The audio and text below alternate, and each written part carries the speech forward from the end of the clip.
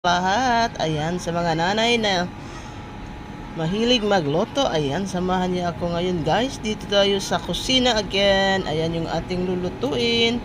Simpleng almusal dahil Friday ngayon guys. Samahan niyo ako magluto tayo ng ginataang munggo na may malunggay. Ayan, yung malunggay guys, tanggalan natin ng katas lang ng malunggay ang ihalo natin dyan kasi bawal sa anak ko yung isa yung malunggay. Matagal po kasi malusaw, umatunaw, kaya yan.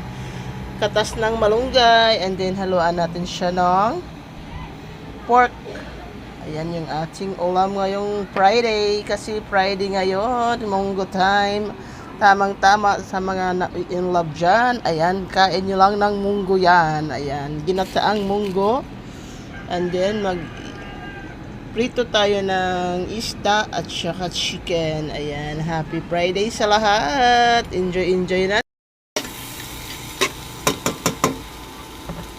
Happy Valentine's everyone and happy Friday, happy Munggo Day. Ayan guys, yung ating ulam ngayong umaga.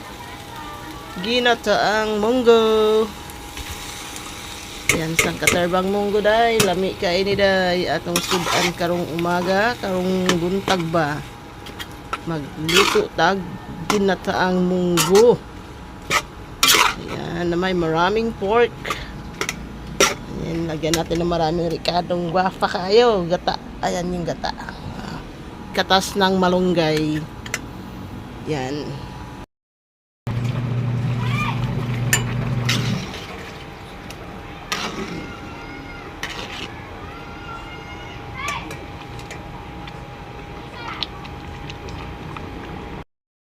Yan, lagay na natin yung gata.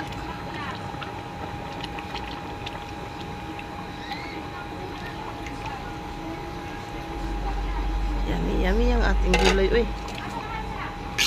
lami sa atong sudan. Ginataang munggo kayo dyan, mga ka-friend. Mga ka-franny. Ayan, yung ating ginataang munggo ha. Lami kayo na. Happy Friday. Friday, Munggo Day. Kayo atong sudan karong buntag. See? Munggo is life. Ay, lami kayong atong gulay. Munggo Day.